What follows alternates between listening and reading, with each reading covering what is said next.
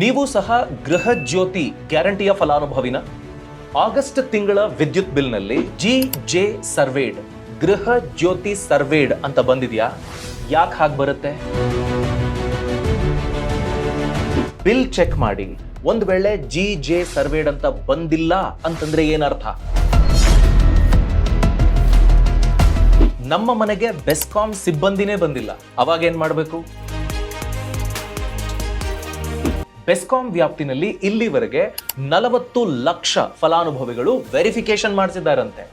ಇನ್ನು ಎಷ್ಟು ಜನ ಈ ವೆರಿಫಿಕೇಶನ್ ಪ್ರಕ್ರಿಯೆ ಪೂರ್ಣಗೊಳಿಸಿಲ್ಲ? ಆಗಸ್ಟ್ 31ನೇ ತಾರೀಕಿನವರೆಗೆ ಡೆಡ್ ಲೈನ್ ಇದೆ. ಅಂದ್ರೆ ಇವತ್ತನ್ನು ಸೇರಿಸ್ಕೊಂಡ ಹಾಗೆ ಇನ್ನು 17 ದಿನ ಬಾಕಿ ಇದೆ. ಈ 17 ದಿನಗಳ ಒಳಗಾಗಿ ನೀವು ವೆರಿಫಿಕೇಶನ್ ಮಾಡಿಸಿಲ್ಲ ಅಂದ್ರೆ ಯಾವ ರೀತಿ ಸಮಸ್ಯೆ ಆಗಬಹುದು? ಈ ಎಲ್ಲದರ ಬಗ್ಗೆ ಡೀಟೇಲ್ ಆಗಿ ನಾನು ಈ ವಿಡಿಯೋದಲ್ಲಿ ಸ್ಟೆಪ್ ಬೈ ಸ್ಟೆಪ್ ಎಕ್ಸ್ಪ್ಲೇನ್ ಮಾಡಿ ತಿಳಿಸ್ಕೊಡ್ತೀನಿ. ಸೊ ವಿಡಿಯೋ ಎಂಡ್ ವರೆಗೂ ತಪ್ಪದೆ ನೋಡಿ.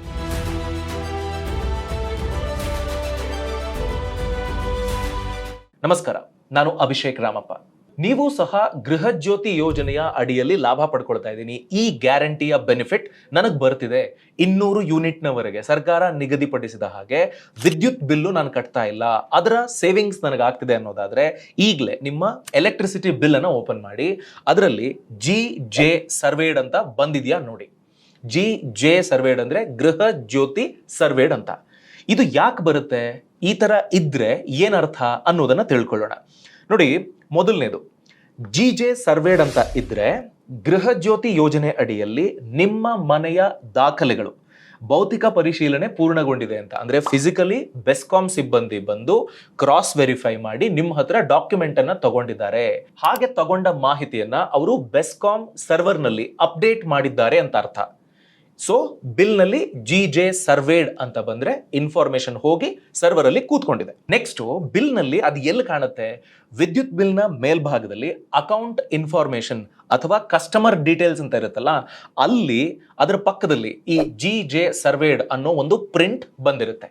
ಇನ್ನೊಂದು ವಿಷಯ ಇಲ್ಲಿ ಕ್ಲಾರಿಫೈ ಮಾಡಬೇಕು. ಜೆ ಸರ್ವೇಡ್ ಅಂದ ಮಾತ್ರಕ್ಕೆ ನೀವು ಎಲಿಜಿಬಲ್ಲೋ ನಾನ್ ಎಲಿಜಿಬಲ್ಲೋ ಅಂತ ಅರ್ಥ ಅಲ್ಲ. ನೀವು ದಾಖಲೆ ಕೊಟ್ಟಿದ್ದೀರಿ, ಸರ್ವರ್ ನಲ್ಲಿ ಇದೆ ಅಂತ ಮಾತ್ರ ಅರ್ಥ. ನಾನು ಡಾಕ್ಯುಮೆಂಟ್ಸ್ ಅನ್ನ ಕೊಟ್ಟಿದ್ದೀನಿ, ಆದರೂ ಸಹ ನನಗೆ ಜೆ ಸರ್ವೇಡ್ ಅಂತ ಪ್ರಿಂಟ್ ಆಗಿ ಒಂದು ಬಿಲ್ ಬಂದಿಲ್ಲ. ಅದ್ಯಾಕಾಗುತ್ತೆ ಅದನ್ನೀಗ ತಿಳ್ಕೊಳ್ಳೋಣ. ನೋಡಿ, ಬಿಲ್ ಜನರೇಷನ್ ಸೈಕಲ್ ಅಂತ ಒಂದಿರುತ್ತೆ. ಏನದು? ಜುಲೈ ತಿಂಗಳಲ್ಲಿ ನೀವು ಈ ಡಾಕ್ಯುಮೆಂಟ್ಸ್ ಅನ್ನ ಕೊಟ್ಟು ಬೆಸ್ಕಾಂ ಸಿಬ್ಬಂದಿ ಅದನ್ನ ಸರ್ವರ್ಗೆ ಅಪ್ಡೇಟ್ ಮಾಡಿದ್ರೆ ಅದು ಆಗಸ್ಟ್ ಬಿಲ್ ನಲ್ಲಿ ರಿಫ್ಲೆಕ್ಟ್ ಆಗುತ್ತೆ. ಒಂದು ವೇಳೆ ನೀವು ಕೊಡೋದು ಲೇಟ್ ಆಗಿದ್ರೆ, ಜುಲೈನ ಅಂತ್ಯದಲ್ಲೋ ಆಗಸ್ಟ್ ನ ಆರಂಭದಲ್ಲೋ ಕೊಟ್ಟಿದ್ರೆ, ನಾನು ಕೊಟ್ಟು ಒಂದು ವಾರ ಆಯ್ತು ಇನ್ನು ಯಾಕೆ ಬಂದಿಲ್ಲ, ಆ ರೀತಿ ಕೇಳೋದಕ್ಕೆ ಬರೋದಿಲ್ಲ. ಸೊ ಈ ಬಿಲ್ ಜನರೇಷನ್ ಸೈಕಲ್ಗೆ ಒಳಪಟ್ಟ ಹಾಗೆ ನೀವು ಅಪ್ಡೇಟ್ ಮಾಡಿದ ದಿನಾಂಕ ನಿಮಗೆ ಬಿಲ್ ಸಿಕ್ಕಿರುವ ದಿನಾಂಕ, ಇದ್ರ ಮೇಲೆ ಜೆ ಸರ್ವೇಡ್ ಅನ್ನೋದು ಪ್ರಿಂಟ್ ಆಗಿ ಬರುತ್ತಾ ಇಲ್ವಾ ಅನ್ನೋದು ಡಿಪೆಂಡ್ ಆಗುತ್ತೆ.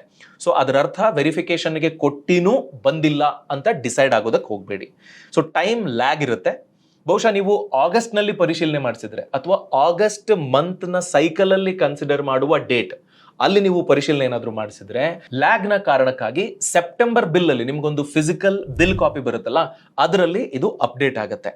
ಇನ್ನೊಂದು, ನೀವು ಹೇಗೆ ಪರಿಶೀಲನೆ ಮಾಡ್ಕೊಳ್ಬಹುದು ಅಂದ್ರೆ SMS ಕನ್ಫರ್ಮೇಶನ್ ಬರುತ್ತೆ. ನೀವು ಡೀಟೇಲ್ಸ್ ಅನ್ನ ಕೊಟ್ಟಾಗ ಬೆಸ್ಕಾಂ ಸಿಬ್ಬಂದಿ ನಿಮ್ದೊಂದು ಫೋಟೋ ತಕ್ಕೊಳ್ತಾರೆ, ಮೊಬೈಲ್ ನಂಬರ್ ಎಲ್ಲ ಇಸ್ಕೊಳ್ತಾರೆ, ಇದೆಲ್ಲ ಆಗಿರುತ್ತೆ. ಡಾಟಾ ಫೀಡ್ ಆದ ನಂತರದಲ್ಲಿ ನೀವು ಯಾವ ಮೊಬೈಲ್ ನಂಬರ್ ಅನ್ನ ಕೊಟ್ಟಿರ್ತೀರೋ ನಿಮ್ಮ ಅಫಿಷಿಯಲ್ ಡಾಕ್ಯುಮೆಂಟ್ಸ್ ಅಲ್ಲಿ ಏನಿರ್ತದೆ ಅದಕ್ಕೊಂದು SMS ಬರುತ್ತೆ, ವೆರಿಫಿಕೇಶನ್ ಸಕ್ಸಸ್ಫುಲ್ ಅಂತ. ಹಾಗೊಂದು ಮೆಸೇಜ್ ಬಂದಿದ್ರೂನು ನೀವು ಯೋಜನೆ ಅಡಿಯಲ್ಲಿ ಇನ್ನೂ ಸಹ ಬೆನಿಫಿಟ್ಸ್ ಅನ್ನ ಪಡ್ಕೊಳ್ತಾ ಇರಬಹುದು. ಅದಕ್ಕೆ ಯಾವುದೇ ತರ ಸಮಸ್ಯೆ ಆಗೋದಿಲ್ಲ. ಮೂರನೇದು, ಈ ಪರಿಶೀಲನೆ ಯಾಕೆ ಮುಖ್ಯ? ಯಾರಿಗೆ ಸೌಲಭ್ಯ ರದ್ದಾಗುವ ಸಾಧ್ಯತೆ ಇದೆ ಅನ್ನೋದ್ರ ಬಗ್ಗೆ ನಾವು ತಿಳ್ಕೊಳ್ಬೇಕು.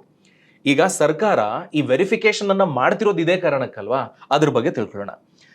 ಕೆಲವೊಬ್ರು ನಕಲಿ ದಾಖಲೆಗಳನ್ನ ಕೊಟ್ಟು ಈ ಸ್ಕೀಮ್ನ ಅಡಿಯಲ್ಲಿ ಗ್ಯಾರಂಟಿ ಅಡಿಯಲ್ಲಿ ಲಾಭ ಪಡ್ಕೊಳ್ತಿದ್ದಾರೆ. ಅದಕ್ಕೆ ಫುಲ್ ಸ್ಟಾಪ್ ಇಡಬೇಕಂತ ಒಂದೇ ಆಧಾರ್ ಕಾರ್ಡು ಅಥವಾ ವ್ಯಕ್ತಿ ಹೆಸರಲ್ಲಿ ಹಲವು ವಿದ್ಯುತ್ ಮೀಟರ್ಗಳನ್ನ ಅವರು ಫೀಡ್ ಮಾಡೋದು, ಆ ಡೀಟೇಲ್ಸ್ ಅನ್ನ ಕೊಟ್ಟು ಒಂದು ಆಧಾರಿಂದ ಬೇರೆ ಬೇರೆ ತರದ ಬಿಲ್ಗಳನ್ನ ಜನರೇಟ್ ಮಾಡಿಕೊಂಡು ಅವರು ಬೆನಿಫಿಟ್ ಅನ್ನ ಪಡ್ಕೊಳ್ತಿದ್ದಾರೆ ಅಂತ. ಅದಾಗಬಾರ್ದು.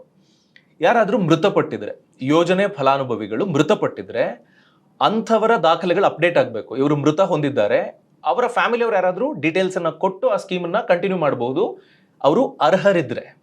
ಇಲ್ಲದೆ ಹೋದ್ರೆ ಆ ಸ್ಕೀಮ್ ಅಲ್ಲಿಗೆ ಸ್ಟಾಪ್ ಆಗ್ಬೇಕಲ್ವಾ, ಆ ರೀತಿ ಆಗ್ತಾ ಇಲ್ಲ. ಸೊ ಅದಕ್ಕೆ ಫುಲ್ ಸ್ಟಾಪ್ ಇಡೋದಕ್ಕೆ. ಮತ್ತೆ ಬಾಡಿಗೆದಾರರ ಸರಿಯಾದ ಡೀಟೇಲ್ಸ್ ಸಿಗ್ತಾ ಇಲ್ಲ ಅಂತ ನೋಡಿ. ಹಳೆ ಬಾಡಿಗೆದಾರರು ಮನೆ ಖಾಲಿ ಮಾಡಿಬಿಟ್ಟಿರ್ತಾರೆ, ಅವರ ಹೆಸರಲ್ಲೇ ಕರೆಂಟ್ ಬಿಲ್ ಬರ್ತಾ ಇರ್ತದೆ, ಸಬ್ಸಿಡಿ ಹೋಗ್ತಾ ಇರುತ್ತೆ. ಆಗ ಇನ್ಯಾರೋ ಹೊಸದಾಗಿ ಬಂದಿರ್ತಾರೆ ಗೊತ್ತಾ, ಅವ್ರು ಇದ್ರ ಬಗ್ಗೆ ಹೆಚ್ಚಾಗಿ ತಲೆ ಕೆಡಿಸ್ಕೊಂಡಿಲ್ಲ ಅಂದ್ರೆ ಯಾರದ್ದೋ ಹೆಸರಲ್ಲಿ ಯಾವುದೋ ಬಿಲ್ಗೆ ಸಬ್ಸಿಡಿ ಹೋಗ್ತಾ ಇರುತ್ತೆ.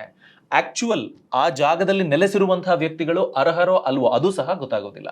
ಹಾಗಾಗಬಾರ್ದು ಅಂತ ಸರ್ಕಾರ ಹೀಗೆ ಮಾಡ್ತಿದೆ. ಸೊ ಈ ಎಲ್ಲವನ್ನು ವೆರಿಫೈ ಮಾಡಿದ ನಂತರದಲ್ಲಿ ಯಾರ್ಯಾರಿಗೆ ರದ್ದಾಗಬಹುದು, ಕಮರ್ಷಿಯಲ್ ಯೂಸೇಜ್ಗೆ ಡಾಕ್ಯುಮೆಂಟ್ಸ್ ಅನ್ನ ಫೇಕ್ ಆಗಿ ಕೊಟ್ಟು ಈ ಸ್ಕೀಮ್ನ ಲಾಭ ಪಡ್ಕೊಳ್ತಾ ಇದ್ರೆ ಅಂಥವರಿಗೆ ಪ್ರಾಬ್ಲಮ್ ಆಗುತ್ತೆ. ಈಗ ನೋಡಿ, ಪಿ ಜಿ ಇರ್ತದೆ, ಅಂಗಡಿಗಳಿರ್ತವೆ, ಅಂಥವಕ್ಕೂ ಸಹ ವಿದ್ಯುತ್ ಮೀಟರ್ಗಳೇನಿರ್ತವೆ ಅದನ್ನ ಗೃಹ ಜ್ಯೋತಿ ಅಡಿಯಲ್ಲಿ ಬರುತ್ತೆ ಅನ್ನೋ ಥರ ದಾಖಲೆಗಳನ್ನ ಸೃಷ್ಟಿ ಮಾಡಿ ವ್ಯವಸ್ಥೆ ಪಡ್ಕೊಳ್ತಾ ಇದ್ರೆ ಅದಕ್ಕೆ ಬ್ರೇಕ್ ಬೀಳುತ್ತೆ. ಮತ್ತೆ ಅನರ್ಹರು ಒಂದಕ್ಕಿಂತ ಹೆಚ್ಚು ಫ್ರೀ ಸಂಪರ್ಕಗಳನ್ನ ಅವರು ಸೃಷ್ಟಿಸ್ಕೊಂಡು ಅವರು ಲಾಭ ಪಡ್ಕೊಳ್ತಾ ಇರ್ತಾರೆ. ಹೀಗಾಗಬಾರ್ದು. ಮತ್ತೆ ದಾಖಲೆಗಳನ್ನ ಕೊಡದೆ ಹೋದ್ರೆ ಯಾರು ಪಡ್ಕೊಳ್ತಾ ಇರ್ತಾರೆ ಫೆಸಿಲಿಟಿಯನ್ನ, ಅವರು ಪ್ರಾಪರ್ ಡಾಕ್ಯುಮೆಂಟ್ಸ್ ಕೊಡಬೇಕು. ಫೇಕ್ ಫೋರ್ಜರಿ ಡಾಕ್ಯುಮೆಂಟ್ಸ್ಗಳನ್ನ ಕೊಟ್ರೆ ಅವರು ಸಿಕ್ಕಾಕೊಳ್ಬೇಕು ಅನ್ನೋದು.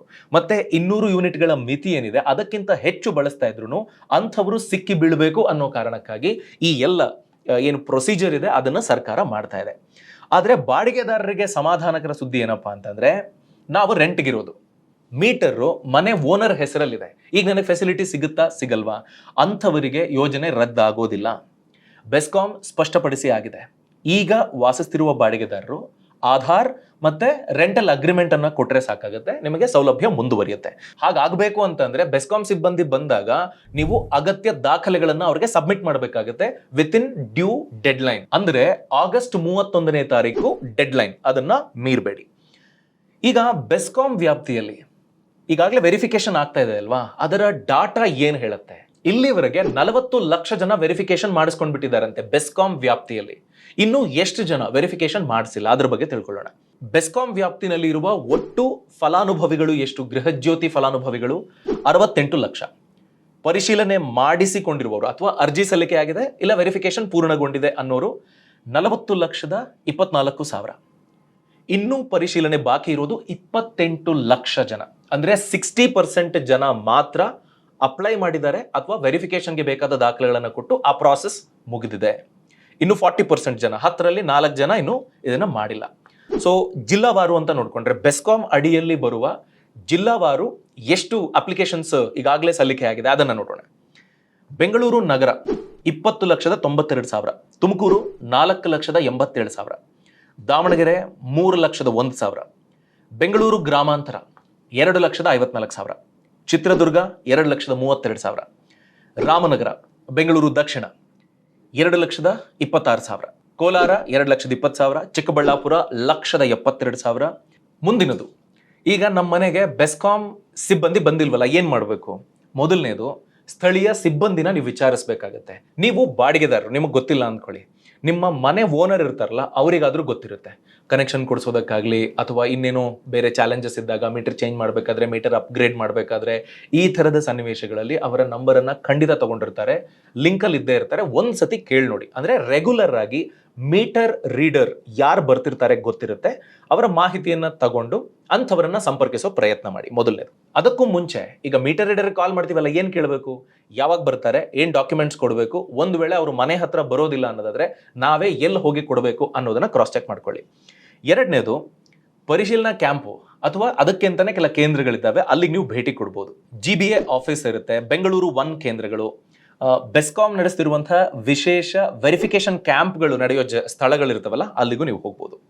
ಮೂರನೇದು, ಅಗತ್ಯ ದಾಖಲೆಗಳನ್ನು ರೆಡಿ ಮಾಡಿ ಇಟ್ಕೊಂಡಿರಿ. ಏನು ಬೇಕು, ನೀವು ಬಾಡಿಗೆದಾರರಾಗಿರಲಿ ಮನೆ ಓನರ್ ಆಗಿರಲಿ, ಆಧಾರ್ ಕಾರ್ಡು, ಇತ್ತೀಚಿನ ವಿದ್ಯುತ್ ಬಿಲ್ಲು, ನೀವು ಒಂದು ವೇಳೆ ಬಾಡಿಗೆದಾರರಾಗಿದ್ದರೆ rental agreement, valid rental agreement ಬಹಳ ಇಂಪಾರ್ಟೆಂಟ್ ಇದು, voter ID, ration card, passport size photo, ಇವುಗಳು ಇದ್ದರೆ ನಿಮಗೆ ಡಾಕ್ಯುಮೆಂಟ್ಸ್ ಸಾಕಾಗುತ್ತೆ. ಬೆಸ್ಕಾಂ ಸಿಬ್ಬಂದಿ ಬರ್ತಾರೆ, ಚೆಕ್ ಮಾಡ್ತಾರೆ, ನಿಮ್ಮ ಹೆಸರಲ್ಲಿ ಅಪ್ಲಿಕೇಶನ್ ನಮೂದಾಗುತ್ತೆ. ನೆಕ್ಸ್ಟು, ಆಗಸ್ಟ್ 31ರ ಡೆಡ್ ಲೈನ್ ಇದೆ, ಅದರ ಒಳಗಾಗಿ ನೀವೇನು ಮಾಡಬೇಕು, ಆಗಸ್ಟ್ ತಿಂಗಳ ಒಳಗೆ ನಿಮಗೆ ಯಾವ ಫಿಸಿಕಲ್ ಬಿಲ್ ಸಿಕ್ಕಿರುತ್ತೆ ಅದರಲ್ಲಿ GJ ಸರ್ವೇಡ್, ಗೃಹ ಜ್ಯೋತಿ ಸರ್ವೇಡ್ ಇದೆಯಾ ಚೆಕ್ ಮಾಡಿ.